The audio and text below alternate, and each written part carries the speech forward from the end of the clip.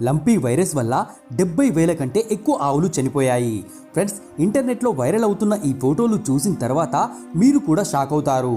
ఎందుకంటే ఈ ఫోటోలలో మనం తల్లిలాగా భావించే ఆవులు ఏ విధంగా చనిపోయాయో ఇక్కడ చూడొచ్చు.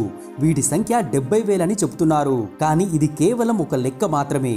నిజానికి చనిపోయిన ఆవుల సంఖ్య దీనికంటే కూడా ఇంకా ఎక్కువగా ఉంది.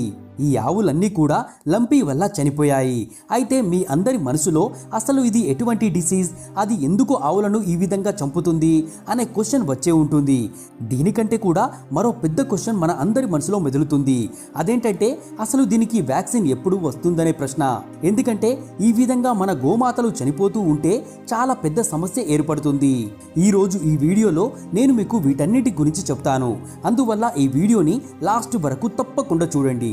అలాగే మొదటిసారి మన ఛానల్ విజిట్ చేసిన వాళ్ళు మన ఛానల్ సబ్స్క్రైబ్ చేసి పక్కనే ఉన్న బెల్ యాక్టివేట్ చేసుకోవడం మాత్రం మర్చిపోకండి. ఇంకెందుకు ఆలస్యం, లెట్స్ స్టార్ట్ అవర్ వీడియో. మొట్టమొదట లంపీ గురించి మాట్లాడుకుందాం. ఇది ఒక రకమైన వైరల్ డిసీజ్. ఇది వైరల్ ఇన్ఫెక్షన్ ని స్ప్రెడ్ చేస్తుంది. దీని కారణంగా చాలా సమస్యలు ఎదురవుతాయి. దీన్ని కోట్ల మంది ప్రజల జీవితాలను నాశనం చేసిన కరోనా వైరస్ లాంటిదని చెప్పొచ్చు. దానిలాగనే ఈ లంపీ వైరస్ కూడా పశువులను దానికి వేటగా మార్చుకుంటుంది. మనం కరోనా వైరస్ కి వ్యాక్సిన్ ని తయారు చేసుకున్నాము. అయితే ఈ డిసీజ్ కి వ్యాక్సిన్ ఎప్పుడు వస్తుందనేది ఒక పెద్ద ప్రశ్న.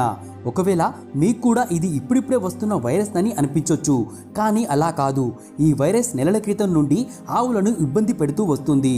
వేల సంఖ్యలో ఆవులు మరణిస్తున్నప్పటికీ ఎవరూ పట్టించుకోవడం లేదు. ఇప్పుడు ఈ విషయంలో ఒక జోక్ చాలా ఎక్కువగా వైరల్ అవుతుంది. అందులో ఒక చిన్న దూడ మనకు వ్యాక్సిన్ ఎప్పుడు వస్తుందని అడిగితే అప్పుడు దాని తల్లి మనకు వ్యాక్సిన్ రాదు, ఎందుకంటే మనం ఓటు వేయం కదా అని అంటుంది. ఇప్పుడున్న సిట్యువేషన్ చూస్తే నిజంగా గవర్నమెంట్ ఈ విషయంలో చాలా ఎక్కువ నిర్లక్ష్యం వహిస్తుంది అనడంలో ఎటువంటి తప్పు లేదు. మన దేశంలో ఆవులను ఒక దేవతగా పూజిస్తాము. కానీ ఇప్పుడు అదే ఆవు సమస్యల్లో ఉంది. అయినప్పటికీ దీనిని ఎవరూ పట్టించుకోవడం లేదు. నేను ఈ వీడియో చేయడానికి గల ముఖ్య ఉద్దేశం ఏంటంటే మీ అందరి మనసులో ఈ వ్యాధి విషయంలో చూపించే నిర్లక్ష్యానికి వ్యతిరేకంగా మిమ్మల్ని మేలుకొల్పడం. ఎందుకంటే మనం ఎప్పటి వరకైతే దీని గురించి మాట్లాడమో అప్పటి వరకు సాధారణ ప్రజలు దీనికోసం గట్టిగా నిలబడలేరు. అప్పటి వరకు గవర్నమెంట్ కూడా ఈ సమస్యను పట్టించుకోదు. కానీ మనం గవర్నమెంట్ పైన ఒత్తిడి తెస్తే అప్పుడు గవర్నమెంటే కాకుండా పెద్ద పెద్ద ఫార్మాసిటికల్ కంపెనీలు కూడా ఈ విషయంలో మేల్కొంటాయి.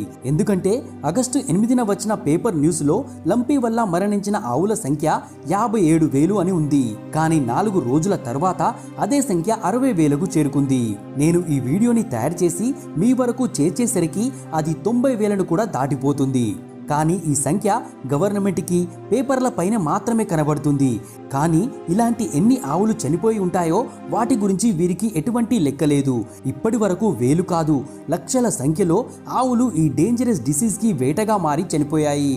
అసలు లంపీ అంటే ఏంటి? ఇది ఒక వైరల్ డిసీజ్. దీన్ని లంపీ స్కిన్ డిసీజ్ అని కూడా అంటారు. ఇది పెంపుడు జంతువులలో కనబడుతుంది. కొన్ని బపోలస్ లాంటి జంతువులలో కూడా మనం దీన్ని చూడొచ్చు. ఈ డిసీజ్ ఏ జంతువులకైతే వస్తుందో అది పాపం 28 రోజుల వరకు దానివల్ల అనారోగ్యంగా ఉంటుంది.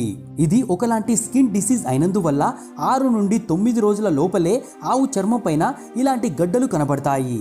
ఏ జంతువుకైతే ఈ విధంగా గడ్డలు కనిపిస్తాయో అప్పుడు వెంటనే దాన్ని ట్రీట్మెంట్ కోసం తీసుకుని వెళ్ళండి. చాలా మంది ఈ డిసీజ్ మనుషులకు కూడా వస్తుందా అని ఆలోచిస్తూ ఉండొచ్చు. అంటే ఈ డిసీజ్ జంతువుల ద్వారా మనుషులకు కూడా స్ప్రెడ్ అవుతుందనే ప్రశ్న మన మనసులో మెదులుతుంది. అయితే ఇది డైరెక్ట్ గా కాకుండా ఇండైరెక్ట్ గా మనపై ప్రభావం చూపుతుంది. ఎందుకంటే బయాలజికల్ మెథడ్లో ఇది మన శరీరం వరకు చేరకపోయినా వాస్తవికతను చూసినట్లయితే మీడియా రిపోర్ట్స్ ప్రకారం కేవలం రాజస్థాన్లోనే రోజుకు 3 నుంచి 4 లక్షల లీటర్ల పాలు ఈ డిసీజ్ కారణంగా తగ్గాయి.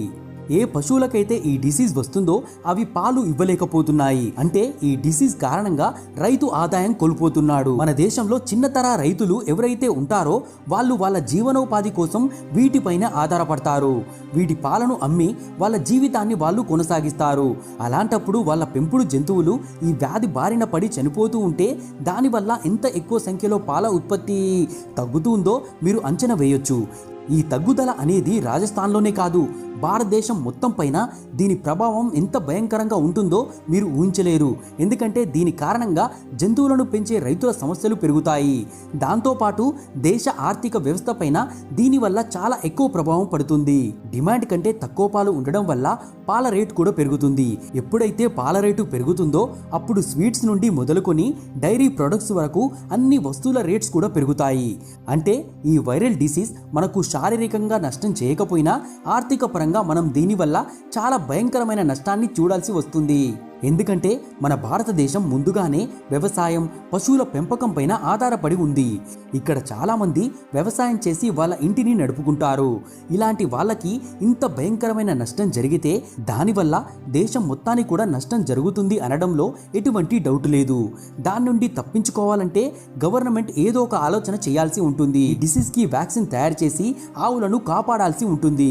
లేకపోతే రాబోయే రోజుల్లో దీని కారణంగా భారతదేశం ఎంత పెద్ద ఆర్థిక సమస్యతో బాధపడాల్సి వస్తుందో దాన్ని మీరు ఊహించలేరు.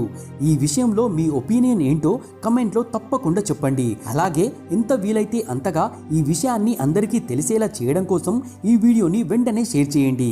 అలాగే ఈ వీడియో మీకు నచ్చినట్లయితే వీడియోకి లైక్ చేసి మన ఛానల్ సబ్స్క్రైబ్ చేసి పక్కన ఉన్న బెల్ యాక్టివేట్ చేసుకోవడం మాత్రం మర్చిపోకండి. మళ్ళీ ఇంకో ఇంట్రెస్టింగ్ వీడియోలో కలుద్దాం.